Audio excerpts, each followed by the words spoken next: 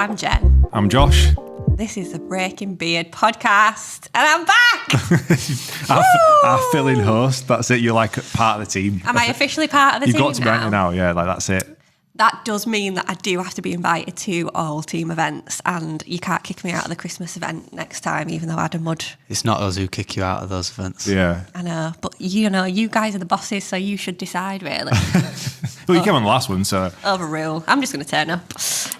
How you doing, mate? I'm all right, thanks. Do you want to get straight into the convo, or do you want to do comments first? Oh, let's do comments first. It's time for a YouTube comment from you. Out of practice, isn't she, you see? All right, first comment from Jack Curley. The rate my plate section sounded good until they started describing it for audio listeners. Fuck me. Yeah. In theory, that sounded like a good idea, but I realised as soon as we started doing it, like, this is not at all good for the... Have you listened to last week's podcast? I did, but it was like on in the background whilst I Yeah. was working. So, when you're kind of like dipping in and out, in theory, it did sound good, but I didn't get to the point where I was... You did transfer to think, I'll have a look at these dishes. No. Yeah, and there was a tagine. Tagine. Which apparently is the actual That's the utensil in plate which that it's it... in. Yeah. Yeah. Fucking idiots, aren't we? I don't know. How are we supposed to know Is that? this a repeat feature then, or is that actually nosedived? I've got it as a repeat feature, but For today? Oh. Yeah. Oh, right, okay, yes, coming Yeah. back.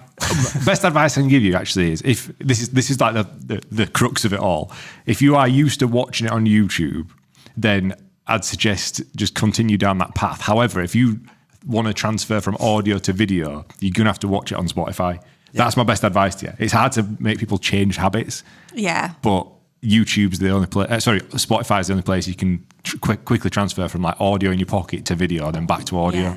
And we're a video podcast, so it's kids. If we keep it though, I could do like my best Nigella Lawson and try to describe the meal as sexually as possible. Oh no! That's it. Everyone's going to be going back to video now. Let's watch Jen attempt. next comment from Juan the Second. Josh, let me talk about this thing that I have nothing else to follow up with, nor the actual name of the thing. Fuck it. Edit that out. Stays in. What were you talking about? Genuinely love the pod, folks, and I'm staggered more people don't watch it. I think I was talking about there was like, is there a new Twitter? Somebody did comment and say it was called Blue Sky, but I was like, oh, there's a new. I think that was what it was. I'm like, oh, there's a new Twitter that somebody told me about, and I'm like, I don't know what it's called, and I don't know the context. I'm like, so I just went, you know what? Fucking cut that out, Josh. And then he left it in. Next comment from J Blaze TV. I'd love to see a series of Beard Meets Games where he plays rage games.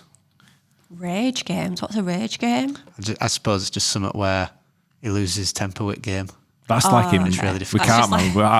Our combined job is to keep his blood pressure down. I was just thinking, our life is a continuous rage game with him, to be honest. I like constant living on the edge of rage. Yeah, people don't know, do they? It's just, it's exhausting, guys. Exhausting. Next comment from David Foster.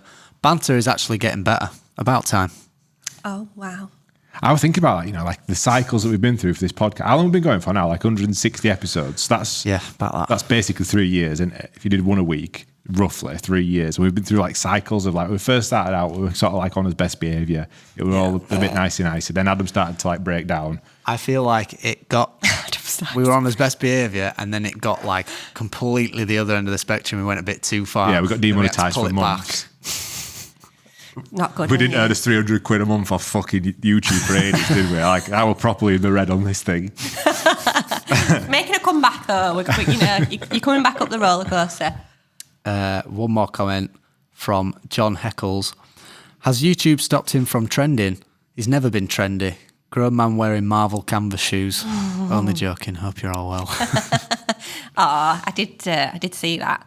Is it is that legit? Like, would they be stopping him from trending for some reason? No, Or I is mean, it just is. It's like it's just it's like the Matt Armstrong thing. He makes them way more money. Yeah. It's just it's a All money about the making. money, Yeah, money. I called it. I remember when I said, because we almost had Matt Armstrong on the podcast. This was a few years ago, on it, George. We were at Old Studio. We'd have booked it and everything. We were going down to he's based in Leicester, and for whatever reason, we'd managed to agree a time to do it. And then the week of the podcast, from what I recall, Adam were like, why the fuck are we going to Leicester to record a podcast? Oh, fuck off. Yeah. So it kind of got shit canned. At that last minute. But I started watching this guy's content. I'm like, this guy is fucking, he's going to fly. Sure as shit, he's like the biggest. Because I remember on the podcast, I said he's going to surpass you to Adam. You know what he's like. Yeah. It's really fucked. And if I'm fucking his white way past him now. I've got a great business proposal for you. You know, because Adam hates doing podcasts with other people. Yeah. If you get other people, let me come on. I'll be the interviewer. Should we start a new podcast? Yeah, let's do it. And we can just get anybody on. Or we just kick Adam off this podcast. Yeah. And then we'll just continue.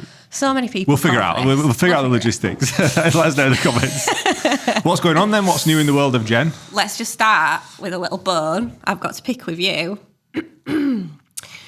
Let me play this into the microphone.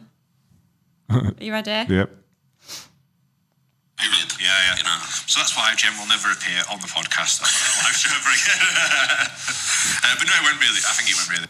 So do you hear that? That's why. Let's play it again. Yeah. You know, so that's why Jen will never appear on the podcast on a live show ever again. But no, it went really. I mean, the live show, yeah, because you did go, as soon as you got on stage, pissed, you asked him about orgasming with his socks on. Let's just stop there, because who was that question from? Do you recall who told me to ask that question? It was your wife. Was it? Yes. I was delivering a question from Danielle. So I was like, all right, you never invited me back. And then what happens this week? Jen. You know what? That were a whirlwind with that whole experience of the live show was like a tram smash of it. So that means you have sex with your socks on, doesn't it? No, I don't. Had you proposed that question to Danielle before? No. Because she doesn't listen to the podcast. She must have done. There must have been, like, she'd either seen a clip of it or we'd been chatting about it earlier in the night. Right, okay. Something like that. And she was like, Jen, go up and ask him that. Yeah, but she was shit-faced. I know, so were I. That's why that happened. I just don't get, like, the second time we've done a live show, Adam and I are stressed out of his eyeballs on stage. Everybody, you guys are in the audience living life, getting absolutely shit-faced. And then we meet you afterwards, and then there's like such a disparity between like where we're at and where you're at that we're never catching up. We were absolutely smashing it. Yeah, Danielle were wrecked. She got much. I love Danielle. Just love her so much. Your sister as well. Such top class company. So yeah, you invited me back, even though you professed to never invite me back again. Yeah, I mean, we probably won't bring you on stage. If we ever do a live show, we probably won't bring you on stage again because you were absolutely a liability there. I didn't want to get up. Everyone was shouting, and then you were like, "Oh, do you want to come up?" I was like, it no, got a bit really. weird though because some guy asked you about OnlyFans as well, didn't it? No, I was like, oh. I'm thinking, how do I fend this off now? 500 people sold out. Yeah. That were a big old space, that really, wasn't it, in hindsight? But yeah, sorry, mate. That's fine. I forgive you. What else is going on in the world of Jen then? Like, it's good to have you back. Thank you. I am. We need party poppers for this. Officially divorced. Hooray! We haven't got the budget for CGI confetti this week, so we'll just pretend it's. I saw the post. Did you? Yeah, it was heartwarming and sad, and it had like a roller coaster of emotions. Yeah, you know what? Unexpectedly hit me like a ton of bricks that day, to be honest. Like, because I don't know, well, people that have been divorced, but obviously if you've not been through that experience, but the cold blow, like it literally, if you've got push notifications on your emails, it pops up and you can obviously see the first like few lines of text and it's like, you are now legally divorced. And you're like, wow. I was just sat in the car, I can't remember where I was, but I just like looked at it and I was like, I just burst into tears. And I think I didn't expect to feel sad, but I felt really sad that day. Like, and it was, because you know it's coming. You've done all the work towards it. You know that it's going to happen. But then when you actually see it, black and white, it's so sobering. And I was like, wow, like this almost, it'll be 2 years in May, but like, so like an 18-month journey is now finally done. Honestly, though, we've said it when you were coming before, like it's so like brave of you. Like you've been brutally honest on this podcast about all that process. And it's very, like, it'll be very helpful for people that are listening. But I can't imagine that what you've been through, because it was just a hit in the face to start with that you didn't expect it to happen, and then you've got to then deal with the aftermath. The aftermath. Yeah. I think honestly, it's been such a journey. I was speaking to one of my friends as well. Something similar happened to her this last couple of weeks, and it took me right back to the Sunday where it was like literally completely out of the blue. So we'd been on a date night Friday night to see Peter Kay, laughing. I've got photos of us absolutely having a belly laugh, really lovely time. And then the Sunday, sat on the sofa in the kitchen, and I'm like, what's up? Like, there's something going on. He's like, I don't love you anymore. Oh my God. And you just, literally, the last thing I expected to come out of his mouth, I was like, what do we do with this? But my friend talking about it just took me right back to those first few days where you're like, what am I going to do? Can I fix this? If I can't fix it, what does this look like? How are we parenting Noah? How am I financially supporting myself? Am I going to be able to get through this? Like, honestly, it's terrifying. And I just thought, like, it's been such a journey. So you've got that. Then you just somehow find this mental strength to be like, right, I'm wading through mud, but I've got to keep going because I've got a kid and I've just got to get through this situation. And then you come round then and you get this email and it's like, it's all done and dusted. And you're like, wow, what an 18 months. How the hell have I got here? Does it feel like a weight's been lifted? Do you feel like a little bit more of like relief that you're moving on to another chapter? Definitely. I think as well, like there's nothing worse. And again, people probably relate to this where you're having to correspond with your ex about, obviously we speak really amicably about Noah, that all works fine. But when we're talking about divorce related stuff, which you have to do, you have to have those conversations. There's nothing worse than seeing an email or a text pop up from that person where you know it's going to be something. Yeah, just anxiety hits you straight away. It makes you feel sick. I'm trying to be a mum. I'm trying to run a house. I've got a job and my job is so demanding because I have student meetings like back to back all day. So I remember just so many times like I'd be crying my eyes out because something's happened, wiping it off and being like, hi guys, how's your week been? You know, bringing this energy and happiness so that no one else knows what's going on. Yeah. So yeah, it is a sense of relief that that's all done and I don't have to have that, you know, worry that something's going to pop up or happen.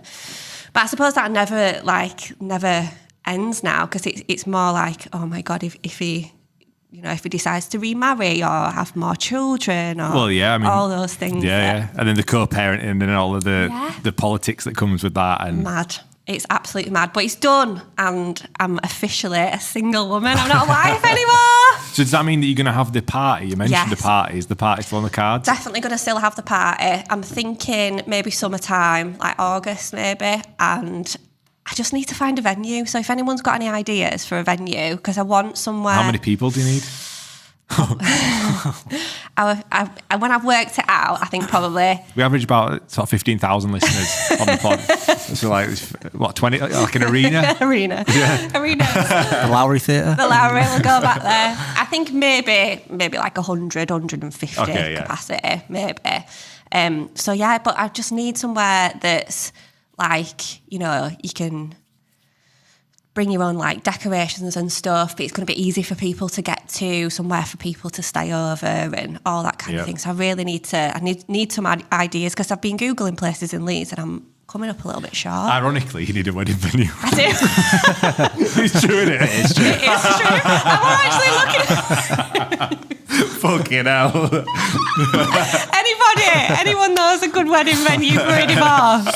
Give us a shout. Because that is what you need, isn't it? It is. Oh. It is, which is quite... maybe I should go back to my wedding venue. You need a DJ, you need catering, you need to do decorations, table management. I mean, like, basically. A wedding. Yeah. But I'm thinking, though, you celebrate your engagement, you celebrate your wedding. Why not celebrate a significant next I agree. chapter? I think You it's know like, what I mean? yeah, it's a good idea. So I think a wedding venue would be perfect.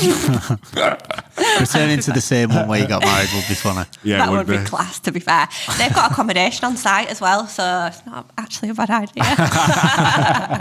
I wonder if they give me a discount for coming back. Yeah. It's like a tattoo artist that has like tattoo removal as the same offering, and it's exactly the same thing. Bastards. Maybe, but from an entrepreneurial standpoint, maybe that's an offering that there's an opening there for wedding venues. Yeah, why don't they advertise divorce parties as well? It's for my 30th, because I've got a twin sister, we did like a death to us 30th party. So like you could kind of do the same vibe. Where did you have it? We did it in the in our old studio, in old yeah. office, because we didn't need 100 people there. I did think somewhere in here, but I mean, where we did the music video could work. Yeah. That's a wedding venue, like a wedding matter. venue. But where would they stay? Is there any hotels close by? It's wakey, isn't it? There must be somewhere. There'll be like a Lenny Henry, won't there? There'll be a Premier Inn or something. There'll be something. But it's a shithole, this Wakefield, isn't it? Yeah, that's it's the a thing. proper dive. It's a bit like, where'd you go afterwards when parties Yeah, finish? you're going nowhere in Wakey, so you might want to be in like Leeds. Yeah, so if you're in Leeds. Yeah. Yeah, there's surprisingly not that many places in Leeds. Adam's new gaff, you've done a number on that. You know what? I felt so sorry for you. You know, all right, we're digging him out a bit on podcast, but we'll give you a little like behind the scenes as to what Adam's like. Any problem that occurs in Adam's life, because he's a hermit, he's like a turtle in a shell, is on a scale of 1 to 10, always a 10, irrelevant of what the actual problem is. Like to most people, if it's a 1, Adam, it's a 10. Yeah. So like, and it's always worst case scenario. So like when you were talking about getting it kitted out and you were getting the place kitted out, and he's like, I'm telling you, man, like if it's not perfect, because I've spent this much money, if it's not perfect, I'm like, it's like saying all these things, and I'm thinking, this is a poison chalice for Jen, because you can't say no. You've got to help. You've got to help him. But it's not a job it's the job that nobody wants, isn't it? And then afterwards, so like he's stressing for weeks and weeks and weeks, just like trying to find a place. It gets done, it comes in. Fucking hell, it's perfect.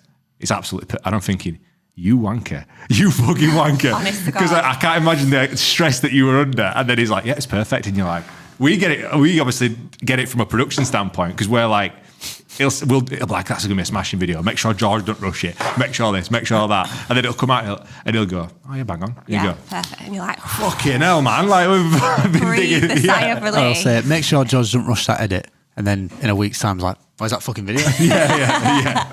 Honest to God, the pressure that I felt doing that house was unbelievable, right? Got to the point where I then meet him at the house to show him it for the first time, and I'm thinking, oh my God. And he loved it, right? It was like, it's brilliant, spot on, better than I expected. So I'm like, thank God for that. Then though, gets a call about 3 hours after I get him in. Heating's broken. No hot water. And I'm like, fuck! I was like, everything was just so perfect. And that was a very stressful week. I'm not going to lie. Yeah, we saw it. He came in on sorted. one of the days when it were happening, and again, it were a fucking 12 out of 10 on the like problem scale. And he's telling me, and I'm like, I can't even pretend to entertain this. I don't give a fuck. Like, I don't care. Honest to God. And then I was speaking to the guy that's like managing the property, trying to fix it for him. And to be fair, I had to have like a bit of a strong conversation with him. And he's like, I'm feeling attacked. I was like, I'm sorry that you feel that way. I was like, but ultimately, it's your job to ensure that this, and this. And I'm like, I'm not talking about niceties. We're talking about essentials. He needs heating and hot water. And I'm like, can I just also say, you don't want Adam on the phone to you at any point. I'm like, this is going to be a much watered down version of any situation that escalates to the point that he's ringing you. Yeah. So like, I just recommend you get a boiler man out here today to get this sorted before he's home. Otherwise, this is not going to be enjoyable for anyone. There you go, peeled back the curtain of Vietnamese food's life there. It's true though. Have you seen photos though? Yeah, it should. It's like showing me Class. walk around videos. Like it's amazing. It is class, gorgeous. It looks really nice. I'm happy for him. I'm chuffed. Yeah. You know, like he's got his space now. He's isolated. Yeah. But it's just, I think he'll present its own problems because he is an absolute hermit. I did a podcast yesterday with one of the listeners actually, and we were asking like various questions about like what I do and for work and all that sort of stuff. And they were asking about Adam. Because I've said before, I think probably publicly, I would never trade places with Adam. No. Everyone sees the glitz and the glamour of YouTube and what that is, and it's just past 5 million subscribers, and it's amazing. No, I saw that. Would I bollocks change places with him? And like the fame that he's got now is just like astronomical. Like he cannot walk down the street, which must be, for someone like him as well, must be the worst thing ever. Do you know, like... Yeah, he's he gets stopped constantly. constant. I think as well, like when we went to, he spoke about it on the podcast, went to the gig. Yeah, the Unit week. 6, yeah. Literally outside the hotel, and someone's reversing down a one-way street to just literally like fist bump him out the window, get a photo at the gig there, and it's like almost certain that these people think that he's more famous than the guys that are on the stage at points. Which I think, is really nice. He's pleasant in it with people when he's out and about. But it does get to a point, obviously, if you're in a situation where people are drinking, when people come over and they start to be,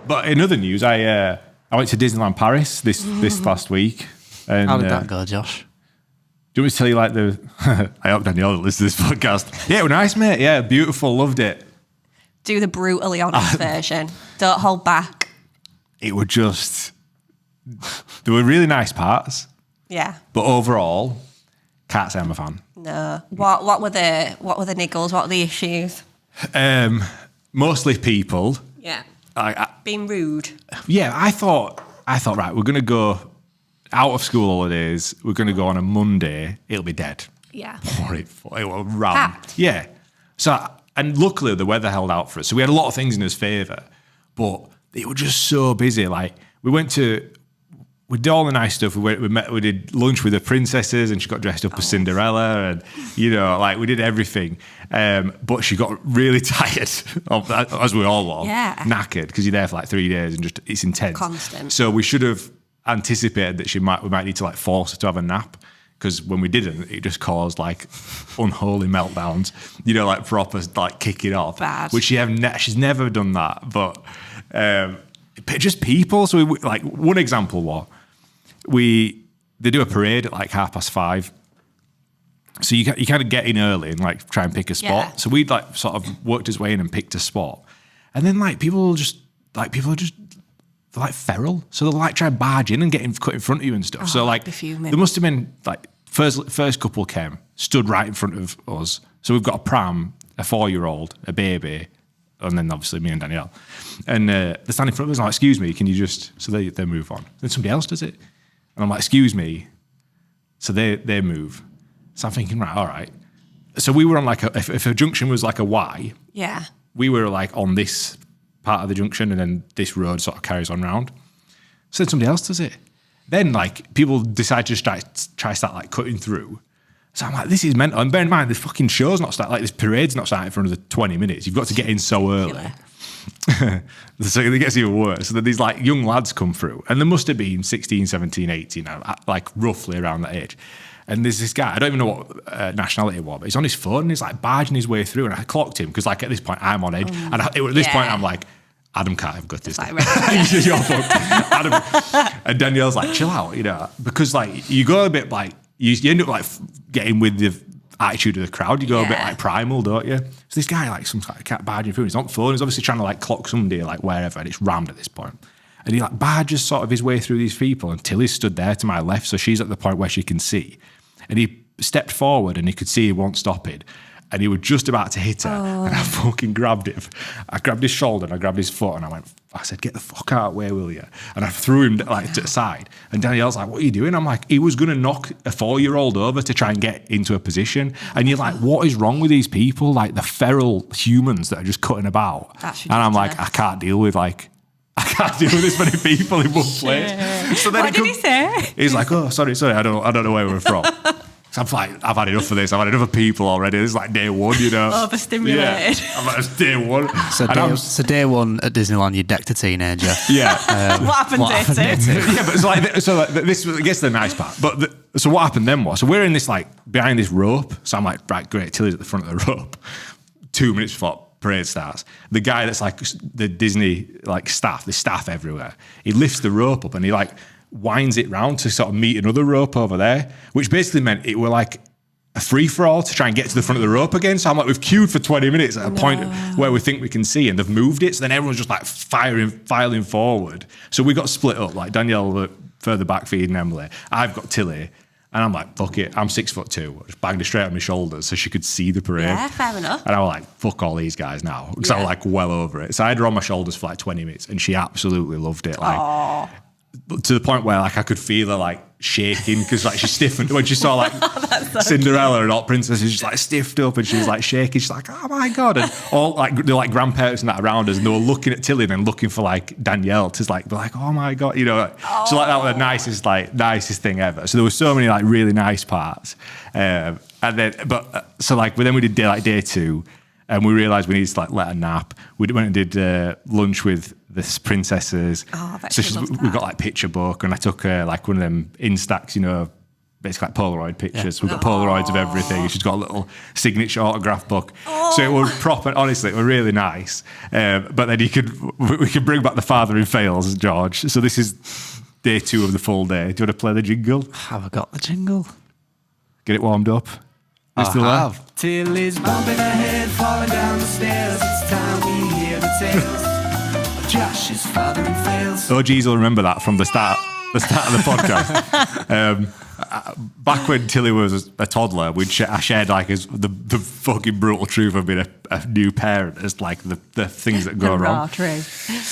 So we went and did fucking something happened again. I don't know where we went. Tilly kicked off. So at that point we're like, right, it's an early night tonight. We're gonna have to get back. So like we got back to the room, trying to get Tilly to bed. Emily's due a feed, so I'm making a bottle. Tilly's kicking off a bit. Emily's on the bed. Oh no. So Neil turns around to sort out Tilly. I'm making a bottle with you. No. Oh no. Fucking turn around. Emily's not there anymore. She's on the floor, and I'm like, fuck. So Danielle picks her up, starts crying, and I'm like full panic mode at that point. So I'm like, Tilly, just go to bed, like get into bed.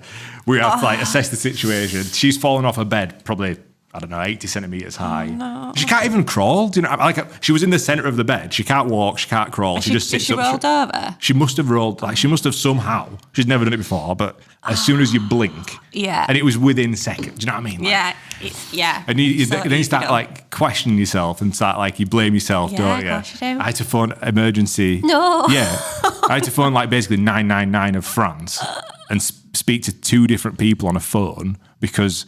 I'm like, well, what do you do? She were fine, and she were fine in herself, and we'd settled her down, and she had a bottle, but I said to her, I could never forgive myself unless we just go the fucking distance to get it checked. So anyway, I ended up on the phone with like the French paramedics and the translator, so then we had to translate what had happened, and they were like, right, everything seems okay, we'll put you through to a doctor. So then they put you through to a doctor.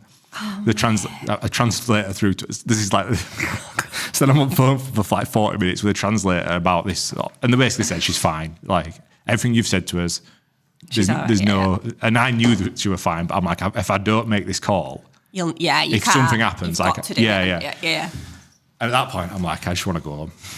Like I'd have paid any money, because then you wake, because this happens at like 4 o'clock. Yeah. But you awake all night watching a baby at that point, going like, is she all right? Yeah, is she okay? Yeah. And she was absolutely fine. Oh, man. Tilly fell off the bed when she was I'm sure there's millions of parents that can relate to this. Yes, it happens. Happens to the best of us. But I'm just like, fucking, and I legit cried, and I fucking literally cried. After all said and done, I was like, I can't fucking deal with this, because it was just brutal. I think if you're tired, you're overstimulated from the day, it's been a heavy one, you want Tilly to go to bed. It's literally the last, like, I'm so resilient with everything in life except kids. Yeah. I am like, I can't. Anything happens to them, I'm like, I'm a mess. Like yeah. They're in, and if somebody said to me though before having kids, that's what it's like having kids. I wouldn't have believed you. Yeah. I go, nah, I'm not asked about it, mate. Like a bit like Adam is. Adam doesn't fucking don't give a bollocks, does it? It's the worst. You won't be able to. You're like, I don't get it, mate. But when you have kids, you'll go, all right, I get it. It is the worst feeling, because like you say, if something happens to you, you're a bit like, right, okay, well, you know, you can deal with it, and you're not like bothered, but you overanalyze every single decision, don't you? Should I have done that? Shouldn't I have done that? Yeah. Shall I ring? Oh, am I going to end up in A&E for 8 hours? Am I doing the right thing? It's just a constant battle. Did I buy travel insurance? What happens? You know what I mean? What happens? Yeah, not even thought about that. In a foreign country, trying to, who do I ring? What even is the emergency number in France? Like all these things, I can't. Yeah. You're not making me feel any better. So anyway, you're looking forward to going to Disney? No. After that analysis, absolutely not. I messaged you, did I, on one of the days, and I'm like, we've got the group chat between me, you, and Adam, and I was just like, this is going to be a bad outcome for you. But you guys, I basically said, don't take Adam to Disney. I'm actually at this point now considering whether to just suggest meeting him for like lunch and dinner, and him just not doing the parks, because I just can't deal with that stress in my life. We queued, like, so because they're on like on little rides as well, like that you couldn't buy the fast pass for the little rides, you know, like Peter Pan, like fucking went to Pirates of the Caribbean ride, and she's like strolling in, she's happy as Larry. And then Danielle said something about fuck knows about pirates, or just something. It's gonna be dark, wet, and then the pirates, and she went ballistic.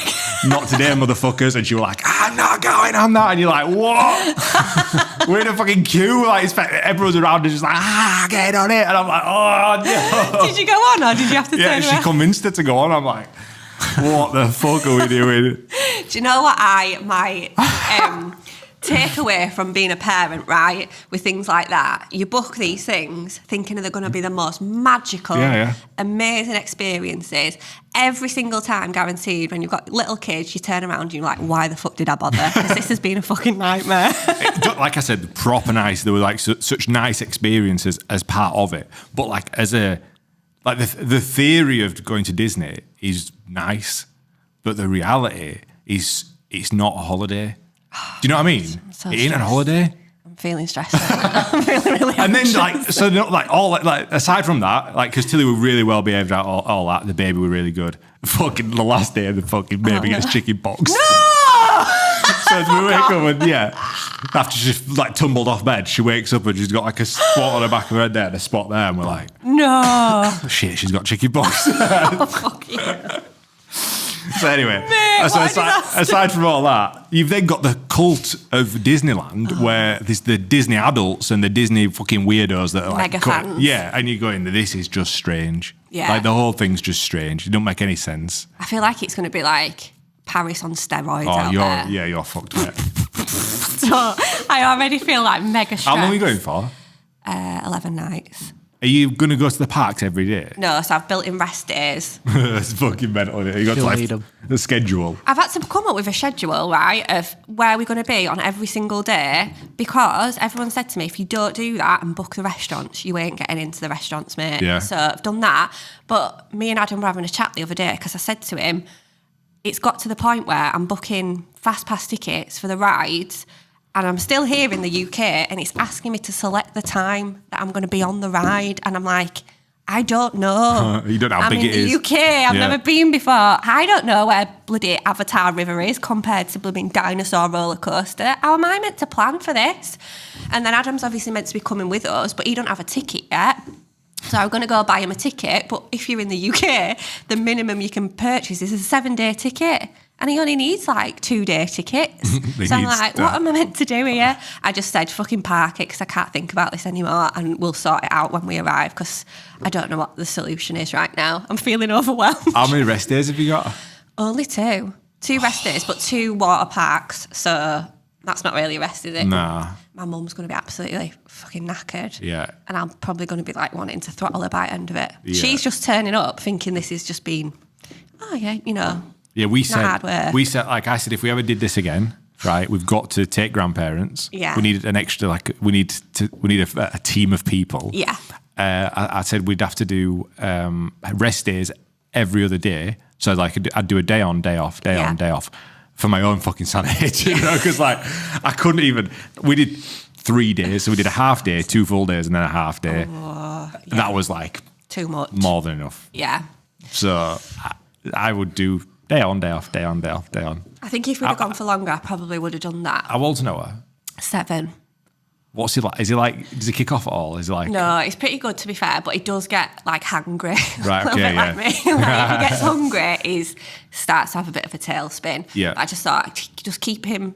But then also gets a bit mental if he's had too much sugar, goes a bit like wild. So I need to like, you know, just Honestly, yeah. stagger out We, food. like, we were packing snacks, like, so we would have breakfast in the hotel. Danielle had brought like a little lunchbox, so we're filling lunchbox with food so we can keep them fueled up. Then we've got to suss out like bottle feeding a baby every 3 hours. Mate, where you can't, like, how did you do this to yourself? honestly, like a fucking military operation. If Danielle, like, luckily Danielle led the charge because if it had been up to me, I'd have fucking tapped out immediately. I'm not going. I would have hired a car, drove home. I've got this thing on my phone where like it tells me, it says like how long it takes you to get home. Like there's like a little widget, and I kept looking at it going, hey, I wasn't that bad. I'd take the 8 hours. I could walk on. Yeah, 8 hours isn't that bad. If I can hire a car from like fucking Avis or whatever, I'll be home by like 3 bells. Like kids will be asleep in back. Imagine. I just wanted to go home. I just wanted to get in my own bed. Yeah, that's just, it's horrible. When And we'd you feel booked like that. a double room where I had like 2 double beds. were the bollocks. They were like 3/4 beds. So we got in. Tilly's like, I'm not sleeping. I said, I'm going to get in with you, Tilly. I said, because me and Mummy aren't fitting in this bed. She's like, you're not getting in my bed. So I'm like, fuck it, Danielle, you're in with outside my own bed. Starvishing. Yeah, honestly, nightmare. Mate, I'm not feeling very excited right now, to be honest, but thanks for that. But yeah, you'll have a lovely time. Just get me back on when we get back so I can download all the mental stories that happen in this 2 weeks that I'm out there. How did the house move go? You've had a new bathroom as well, haven't you? What's the script? Oh my God. This is like agony aunt. It's the whole podcast in agony aunt. To be fair, this entire conversation's making me really stressed. Divorced. Disney with Adam. Adam's house project. Breaking Jen. The house. Well, I'm in, and it is a building site right now. The kitchen, they've been on it for, it's not a big kitchen, it's a small kitchen. 3.5 weeks, and it's still not functioning. I feel like they're averaging, to be fair, the guy is amazing and he's meticulous, and I can see he's a perfectionist, but I think they average like 1 cupboard a day. So living in that when you've got a kid is hard work, because Noah's like, he has for supper, he has like vanilla milkshake or whatever. He's like, I'm like, we've not got a fridge, babe. We're making do with water today. So yeah, I'd say it's been a little bit stressful, but we're getting there slowly but surely, and hopefully by the time I'm back from America, it'll all be done and dusted. What's the deal with the bathroom? Did you get like a free bathroom or something? It's like a brand new. How come you did like a little post then? Because the guy that did it was somebody that I know, one of the school mums fellas. Right. So I just thought it would be nice to give him a bit of... I think like a free bathroom. That's pretty class.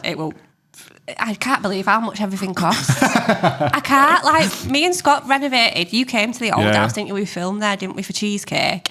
I'm sure that didn't cost as much as everything's costing me right now. And the house is only a little tiny 3-bed terrace. I'm like, how the hell is this costing so much money? I feel like everything's just so much more expensive than it was before. So no, it was not free at all. It was far from it. George Boy's got can we talk about this, George? Sure, yeah. He's put an offer on a spot and is moving. Is it been accepted? Accepted, yeah. So he gets to feel the pain that we've Little gone shag through. Yeah. Tell us about it. Shouldn't be as painful, because obviously I've got nothing to sell. Yeah. So no chain. no. I didn't have what to sell though, did I? I'd done mine. Still, but it took us a year. True. Tell us about your bachelor pad. It's, I won't say where it is. I'm not saying where it is. But it's really nice. 2-bed apartment. Nice. Lovely little place. It needs a little bit of touching up here and there, but it's like pretty much ready to go. Ready to move TLC. into. It just wants a lick of paint. Yeah. A few things changing here and there. Nice. Congratulations, mate. You're officially a grown-up. Welcome to the world of responsibilities. You're going to fucking love it. Yeah, you could go back and tell that judge who took your license off. Yeah, I'm an adult. How does it feel living the thug life, not being able to drive? Thug life. It's not as bad as I thought it would be, I'll be honest. I thought it would be like so restrictive and just, terrible. But getting trains is actually all right. Do you reckon it's cheaper? I think it works out around the same, to be honest. Right. I sort of worked out how much it cost me in fuel and how much it cost me in train tickets and stuff, and it kind of works out about But then the you same. don't have the capital expense of a vehicle. Do you know what I mean? Yeah, you don't have like the out. Like I've always thought this. I'm like, I wonder if it's cheaper to have like to do public transport or like Ubers or. Hate that, though. I would hate Constantly. Oh no. I think now if I was, like once the ban's lifted, if I was still living where I'm living currently, I would drive my car down to the train station and get a train into work every day anyway. I think I would do that, yeah. I'm going to say, have you kept your car then? I've kept the car, obviously, yeah. Should we move on to something else then? Yes. What's next? Have you seen the Netflix show Adolescence, Jen? I have indeed. Have you guys seen it? I've not seen it. I'm sick of people telling me about it. Like everyone's that's like, well, guys in office are like, it's amazing. It's all done in one shot, and you follow these characters, and I'm like, cool. Yeah, I've not had time to sit and go for it. It is really clever as a videographer. Like as a cinematographer, a piece of cinematography. You would appreciate it. Right. Because there's like a really cool scene where, because the whole episode's like handheld camera following it around. Right. And then all of a sudden it just like takes off and it turns into a drone shot and you're like, how the fuck have they done that? And what's happened is they've mounted a drone over the top of the camera while they're filming and stuff and then like set everything up and then it's just taken off and it's carried it to the next spot. They've unhooked it and then Oh, they carry wow. on again. It's like mental. Seamless as well, isn't it, when you're And watching if someone it? fucked up a take, like near the end, like an hour-long episode, they'd have to reset everything, all the location, all the extras, like everything would have to be reset and do it all again. I think they did about 12 takes each episode or something like that. Really, It's yeah. mental. So Jesus. so good. I think that you would like to watch it from that angle just to see like all the. How they pulled it off. Yeah. Yeah, but it's like a proper hard hitting story though, isn't it? Like It is really hard hitting actually. Like I found it really quite uncomfortable to watch. It's really quite intense. So basically, there's no spoilers because from episode 1 you find out that the young boy is accused of and guilty of stabbing a young girl. Like we're talking in high school age.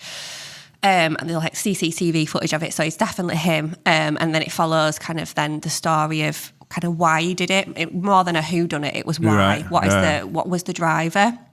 And then it goes. how old is into, it? What, like 12 or something? Yeah, like Jesus. first. And I 13, think I think. for you as a dad of 2 girls, I think you'll find it like quite horrible to think about because it then delves into the world of incels. So have you heard of incels before? Involuntary celibate. Yeah. Yeah. And then also, but influencers that are on, I won't name any one specific, but I'm sure people will know who I'm referring to, but misogynistic influencers online, the whole premise is to be a successful man, you've got to be masculine and you've got to control your woman. And that's basically the behaviours that are getting taught to young boys that fall down to these rabbit holes on the internet. So that's kind of led him to stab this and murder this girl. So it's heavy stuff to watch. Jesus. As well, like most sort of murder series or anything like that follows the victim's family and the victim and that Oh, right, side yeah, of things, yeah, of whereas course, this yeah. is more about the per- killer's family yeah. and how they react to it. Because like Stephen Graham plays the dad, Yeah. and he gets his like some teenagers something spray paint like the word nonce on his van or something like that. They don't know what the word nonce Yeah, I think means, it was and that, they yeah. misspelled it and everything. Just because they know who he is and that his son's done what he's done or whatever, and they're just laughing and joking about it. And people in his school are laughing and joking about it, and it's like nobody understands like what everyone involved is like going through. Right, yeah. But he's really good in it, Stephen Graham. Yeah, he's like one of Really the best good. actors in Yeah. world, isn't he? It's class because he did the one shot thing. Boiling Point. Boiling Point, which is actually really good to watch. Acting is amazing. To say that they're doing it in one shot, they're not stopping. Like it's seamless. And the guy the kid that plays the murder victim, no drama school, no experience before. They just wanted like somebody really raw coming into it, and he's absolutely class, really good. What's the conclusion of the series then, or the story? Like, is there a is it trying to like prove a point? Or It's like, kind of the message of it is to try and like say to parents, I guess, and like the government and just like the wider world, like we need to monitor what kids have got access to on the internet and stuff, because like Stephen Graham in the show is like he was in his room, like we thought it was just safe. Like when I was a kid and I was in my room, I was just playing with toys, I was doing whatever, like it was a safe space, and now it's not a safe space anymore with the internet. Yeah. Because of what they can access, and it influences the way they think and stuff like that. I think he was saying as well that he wanted to say that there's not kind of one person that's responsible for these things that happen, but it's a collective. We're talking about education at school. We're talking about parents being aware. We're talking about having conversations with our children about what is respectful behaviour towards the opposite sex, whether that's girls, boys, whatever that looks like, but being able to confront it because these things are happening. And I think obviously our parents' generation won't even be able to understand that concept. Yeah, I mean, I don't even like. Obviously, I've not seen this show, and I remember I've had a conversation with somebody recently about Danielle's uncle. Actually, his son is 11 years old, and obviously, like he's in his 50s, and he's like trying to advise or like trying to put his best foot forward to advise his 11-year-old on like life and that. And I'm like, I said, mate, you're so far detached. Like, how can you advise an 11-year-old on life now? I said, like, I'm pretty in tune with like some stuff, but like with advancements in technology, how could we possibly say, oh, maybe this would be a good trade to do, or maybe this would be a good job to do, or because like Michelle, actually, her kids are one's even younger than that, and apparently they've got their own language now, like whatever generation, like use like millennial, Gen Z, whatever. Emojis and stuff like that. Yeah, like emojis have like really specific meanings. Well, that's what they talked about on the show as well. Yeah. Like the incel thing had like was it a kidney bean or something for like the red pill, you know, from the Matrix and stuff. Right.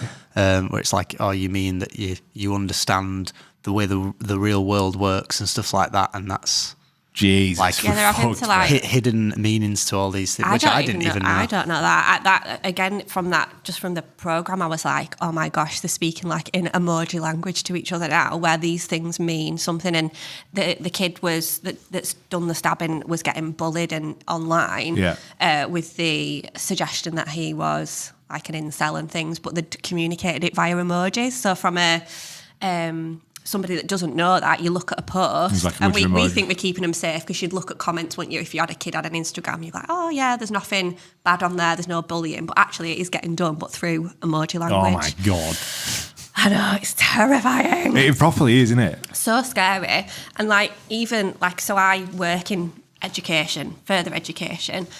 So we have to learn about, I learned about incels a couple of years ago now. We do a topic on harmful sexual behaviour, and they are building it into the curriculum at schools so that like they are talking about these things. But the worry for me is how quickly education actually keeps up with these things, like evolving the emoji language, because I didn't know that, and I, you know, keep on top of safeguarding issues, and it just blows my mind that there's this stuff going on and kids can't switch off from it. It's constant for them now. Yeah, because I mean, like, you'll remember like MSN and that. So you had to like, you had to unplug house phone, plug in, dial up, go on MSN with a bunch of emojis and like a fucking T-Pain song. It's like your interest in whatever it was. You'd have like, what are you up to? Not much. You, all right, a fucking We had very like in-depth little, conversation. you know, like on a keyboard, you've got like stars and hyphens and stuff. You used to like make patterns. Yeah. We didn't have like proper emojis, stars and patterns for your tag name. Mine were coconut cutie. We're not even that old. I'm like, we're fucking ancient now compared to this. Yeah, fuck knows, man. Like we are.